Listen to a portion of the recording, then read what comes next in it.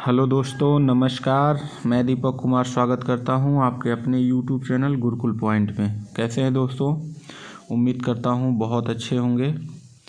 और आज दोस्तों मैं शुरू करने वाला हूं भारत का भौतिक स्वरूप। तो भारत के भौतिक स्वरूप को 4 भागों में बांटा गया है।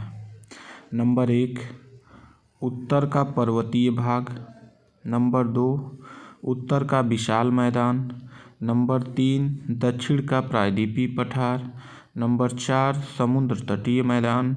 नंबर 5, पश्चिम का मरुस्थलीय क्षेत्र। नंबर 6, भारत का द्वीप समूह।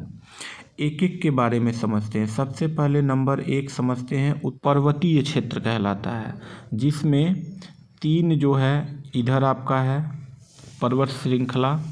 इसके बाद आपका है बृहद हिमालय, ऊपर वाला हिस्सा। बीच वाला हिस्सा आपका लघु हिमालय है। इसके नीचे वाला हिस्सा कहलाता है शिवालिक हिमालय। तो यहाँ से लगाए ये हिस्सा टोटल भारत का पर्वतीय भाग कहलाता है। ठीक है, पहला चीज़ ये समझ लीजिए। दूसरा कह रहा है उत्तर का विशाल मैदान। इसी पर्वतीय क्षेत्रों से जो नदियाँ निकलती हैं, इसके ठीक नीचे वाला भाग जो होता है यह उत्तर का विशाल मैदान है। ठीक है, क्या है? विशाल मैदान है। इसके बाद तीसरा कह रहा है दक्षिण का पठार। यानी ये वाला हिस्सा जो है, यहाँ से एक पर्वत है जिसको विंध्याचल पर्वत के नाम से जानते हैं। क्या चीज़? विंध्याचल पर्वत के नाम से जानते हैं। ये विंध्याचल पर्वत ऊपर वाले हिस्से को उत्तरी भारत कहता है और इसके ठीक नीचे वाले हिस्से को दक्षिणी भारत कहता है। तो जो दक्षिण का पठार है या प्रायद्वीपीय पठार कहा जाता है, ये हिस्सा यहाँ से लगाए और यहाँ तक का जो हिस्सा है इसको हम दक्षिण के पठार के नाम से जानते हैं। ठीक है, इसके बारे में अध्ययन करेंगे। फिर इसके बाद जो है चौथा कह रहा है कि समुद्र तटीय मैदान। अब देखो यहाँ जो गुजरात है, गुजरात से लगाए आपका ये वाला जो हिस्सा है आपका पश्चिम बंगाल, यह टोटल का टोटल समुद्रों से घिरा हुआ है। किससे? समुद्रों से घिरा हुआ है। इधर आपका है बंगाल की खाड़ी, इधर आपका है अरब सागर और नीचे की तरफ है हिंद महासागर। तो इसके यहाँ से लगाए जो हिस्सा है, यहाँ से ऐसे करके और ठीक इधर जाता हुआ इधर तक, ये वाला एरिया जो है इसको हम बोलते हैं समुद्र तटीय मैदान। तो इसके बारे में भी हम लोग अध्ययन करेंगे। ठीक है, इसके बाद देखिए कह रहा है पश्चिम का मरुस्थलीय मैदान। तो पश्चिम बाबू ये वाला हिस्सा है, यानी आपका राजस्थान का एरिया जिसको थार का मरुस्थल कहा जाता है।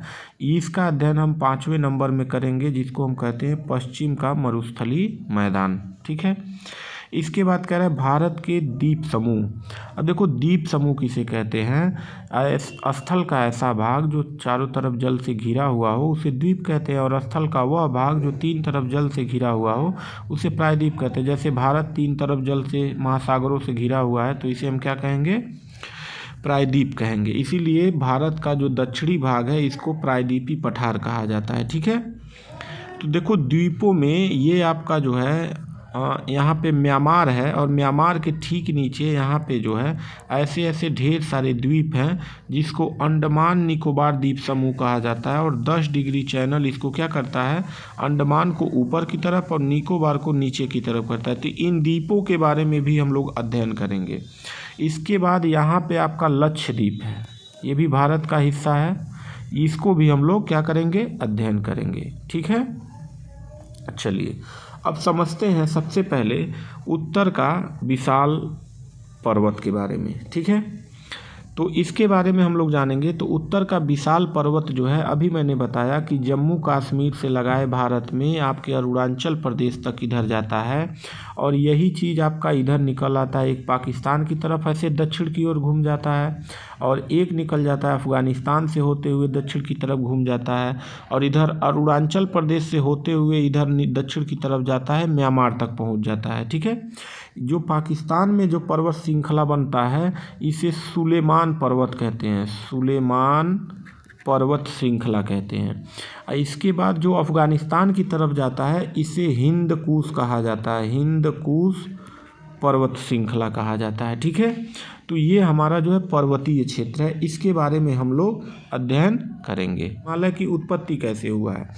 तो एक विद्वान थे जिसको भूगोलवेत्ता कहा जाता है, जो भूगोल के बारे में अध्ययन करते हैं, जिनका नाम था कोबर और वो थे जर्मनी के। इन्होंने एक सिद्धांत दिया था भूसन्नति सिद्धांत। इसको समझना बहुत ज़रूरी है कि ये हमारा है पृथ्वी। ठीक, पृथ्वी जब उत्पत्ति हुआ था तो एकदम गर्म अवस्था में था, लौह अवस्था में था, मैग्मा की अवस्था में था, बिल्कुल गर्म अवस्था में था। कई हजारों लाखों साल बाद वायुमंडल बना और उसके बाद जो है यहाँ का ऊपरी परत ठंडा हुआ और ऊपरी परत ठंडा होने के बाद यहाँ पे धरातल जो है ठंडा हुआ। तो जो सभी स्थल एक में थे तो वो सारे एक में थे, तो उसे कहा जाता था पेंजिया महाद्वीप। क्या कहा जाता था? पेंजिया महाद्वीप कहा जाता था। ठीक है। अच्छा, इस पेंजिया महाद्वीप में सभी स्थल एक में थे। अभी कितने महाद्वीप हैं? 7 महाद्वीप हैं। पहले कितना था? सिर्फ एक था। कौन सा? पेंजिया महाद्वीप। अचानक इसमें क्या हुआ, कई हजार साल लगे, इसमें बीच में पृथ्वी का जो बल है वह जो है एक दूसरे के विपरीत काम करने लगा। यानी स्थल का भाग एक तरफ इधर खसकने लगा और एक तरफ इधर खसकने लगा। तो बीच से ये चीज़ जो है ऐसे खाली हो गया, ऐसे बीच में यहाँ पे खाली जगह हो गया। एक इधर स्थल खसक के चला गया उत्तर की तरफ और एक दक्षिण की तरफ चला गया। बीच में जो ऊपर वाला हिस्सा है इसको कहा गया अंगारा लैंड। क्या कहा गया? अंगारा लैंड। और नीचे वाले हिस्से को कहा गया गोंडवाना लैंड। गोंडवाना लैंड। बात समझ में आ रहा है? यानी ये वाला हिस्सा गोंडवाना लैंड हो गया और ये वाला हिस्सा अंगारा लैंड हो गया। इसी के बीच में जो ये वाला हिस्सा है, ये वाला जो खाली जगह हो गया था, इसमें जल भरने लगा और जब जल भर गया तो इसे कहा जाता था टीथीज महासागर कहा जाता था। ठीक है। इस टीथीज महासागर में यहाँ पे अंगारा लैंड का और गोंडवाना लैंड के धरातल का जो जल होता था, यह नदियाँ अपने साथ इसमें मलबा लेके इस सागर में गिराती थी। इधर अंगारा लैंड का भी और गोंडवाना लैंड का भी। और इसमें मिट्टी, कंकड़, बालू सब इसमें परत दर परत इसमें बैठना शुरू हो गया। बाद में पृथ्वी का दबाव अब विपरीत काम न करके आमने सामने काम करने लगा, जिसकी वजह से यहाँ पे जो मलबा दबा हुआ था ये हिमालय पर्वत का रूप धर लिया। ठीक है। तो यह सिद्धांत था भूसन्नति सिद्धांत कोबर का, जो जर्मनी के क्या थे? भूगोलवेत्ता थे। ठीक है। चलिए आगे बढ़ते हैं। प्लेट टेक्टोनिक्स थ्योरी, ये थ्योरी दिया था हैरी हेस ने दिया था। ये थ्योरी जो था, इनके अनुसार ये कहते थे कि पृथ्वी की जो बनी हुई है यह प्लेटों से बनी हुई है और पृथ्वी के अंदर 6 प्लेटें हैं। जैसे इंडियन प्लेट हो गया, जैसे यूरेशियन हो गया, एशिया और यूरोप को मिला के, है ना, अफ्रीकन प्लेट हो गया। तो ये प्लेटें जो हैं ये आपस में खसकती रहती हैं, कभी कभी ये आपस में लड़ भी जाती हैं। ठीक है। तो इनके अनुसार जो प्लेट टेक्टोनिक्स थ्योरी था, इनके अनुसार यह था कि ये जो एरिया है अभी जो फ़िलहाल का, यहाँ से मैंने भारत का नक्शा काट दिया है, ये गोंडवाना लैंड का हिस्सा था, गोंडवाना लैंड का था। और इधर एक एरिया था जो अभी मैंने पीछे बताया है, अंगारा लैंड था, अंगारा लैंड। ठीक है। इसी के बीच में ये जो सागर था, ये सब सागर था, पानी भरा हुआ था, जिसको टीथीज महासागर के नाम से जाना जाता है। तो यहाँ से अफ्रीकन प्लेट जो है इंडिया को इधर ढकेल के लाया, इधर की तरफ। ठीक है। जब यहाँ पे सागर में खूब मलबा जम गया तो यहाँ पे ये इधर की तरफ ढकेल के लाया। तो इधर से एक प्लेट आया था जिसको यूरेशियन प्लेट कहते थे। ये दोनों जब आपस में टकराए तो यहाँ पे बाबू हिमालय पर्वत का क्या होने लगा? निर्माण होने लगा। और यह निर्माण हुआ था 5 करोड़ वर्ष पूर्व। 5 करोड़ वर्ष पूर्व यह निर्माण होना शुरू हुआ था। और हिमालय पर्वत को बनने में, यानी हिमालय पर्वत को बनने में लगभग 70 लाख वर्ष लगे। और यह हिमालय पर्वत विश्व की सबसे लंबी चोटियों में गिनती होता है, जिसको हम माउंट एवरेस्ट के नाम से जानते हैं, जिसकी ऊंचाई 8848 मीटर है। ठीक है।